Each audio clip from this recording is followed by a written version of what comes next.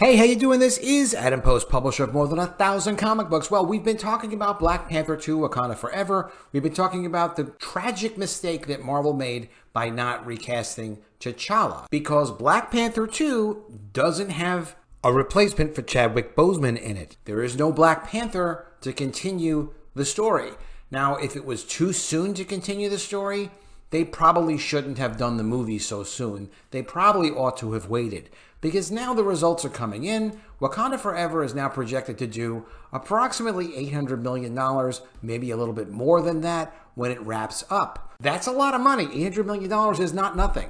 But couple things about that. They spent $250 million to make the movie, $150 million to promote the movie. So they needed about $800 million to break even. You're not supposed to break even on Marvel movies, especially not ones that the first movie did $1.38 billion. That's almost $1.4 billion. A movie that cost $200 million to make, $100 million to promote. Can you imagine how much money they made on that movie? 400, maybe even a little bit more, $1 million. 400 to 500 million. I mean, that is a lot of money to make in a movie, and that is a hit character. It's tragic that Chadwick Boseman died. But how ridiculous is it that they didn't recast him? He was also a supporting actor in other Marvel projects. Black Panther should continue to appear in other projects. Instant diversity wherever you want it.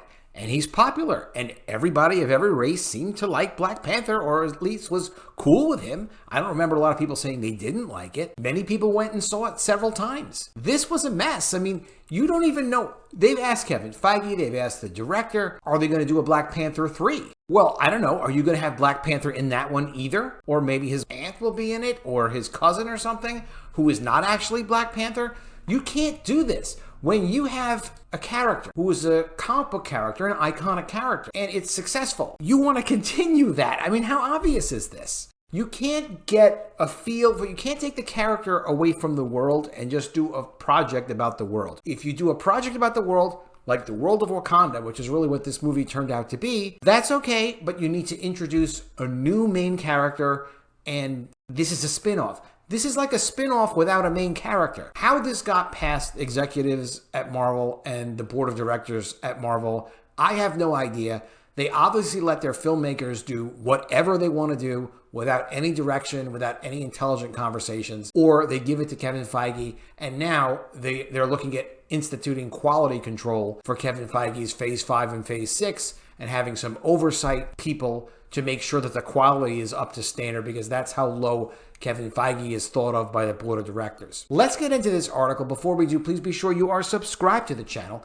Click the bell for notifications, give it a thumbs up, and let's get to it. Black Panther Wakanda Forever expected a huge bust, finishing at around $800 million worldwide. The movie looks to finish with a box office less than anyone expected. The estimates are now offering that Black Panther Wakanda Forever box office will finish much lower than anyone expected, looking around somewhere in the 800 millions. Deadline offers that news in the latest box office update, where it's noted the offshore drop on Wakanda Forever was 39%. That's a lot, as it heads to finish in the 800 millions worldwide. That means the Black Panther Wakanda Forever box office won't even match up to Doctor Strange in the Multiverse of Madness, which finished with a close to $1 billion at $955 million worldwide, which was pretty good. No way in heck should Black Panther 2 not do as much as Doctor Strange, except for the fact that while Doctor Strange was in it, more than once actually, but while Doctor Strange was actually in his sequel, Black Panther was not in his sequel.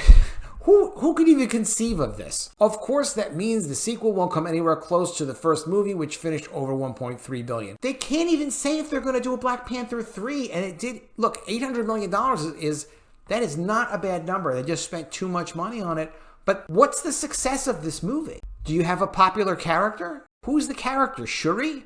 Is it selling any merchandise? Because if it's not selling any merchandise and you're not making money theatrically, you didn't accomplish anything. This is going to be seen as something that really stalled Marvel a lot and slowed down the momentum overall. Let me know if you agree with that in the comments below. Captain Marvel was a problem, but they had around a lot of other stuff that people were actually interested in. They don't have a lot of other stuff that people are interested in. And now they have this funeral of a movie that they just throw at the Marvel brand, and they think the Marvel brand can sustain anything.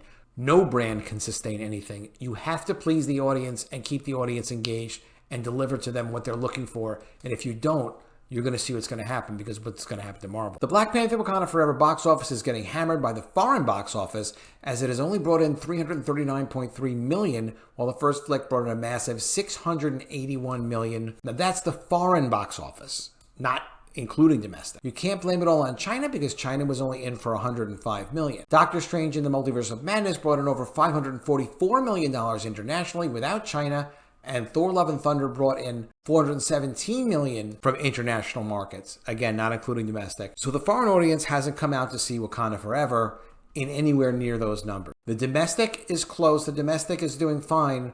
International is not doing so fine. And when I say domestic is doing fine, I mean, come on, compare, this is $393 million compared to $700 million. It really doesn't actually compare. It's really not even the fault of Marvel and the Feige people. If you take any character and take their really cool, rich world with all their supporting actors, the character, the main character, take Spider-Man out of Spider-Man and just have like Uncle Ben and Aunt May and then, maybe his new little brother who's going to now be Spider-Man, not even really show that as the main story of Spider-Man. It's just the world of Wakanda. There is no main character.